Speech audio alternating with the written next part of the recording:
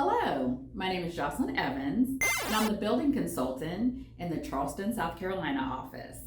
Today I'm going to talk to you about how to get prepared for your color selections.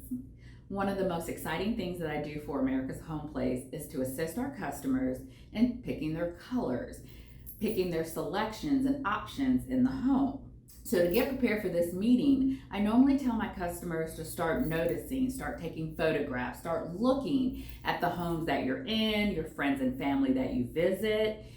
Start looking at things to notice what excites you, what grabs you, and something that you want to see in your home.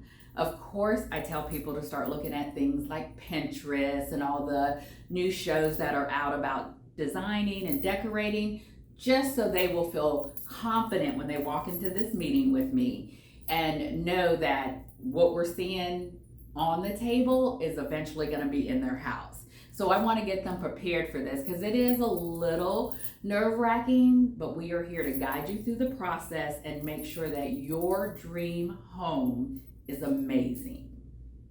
So I normally send our customers home with color selections from Sherwin-Williams. That's one of the biggest, I want to say, scary things for our customers are picking paint colors or picking front door colors.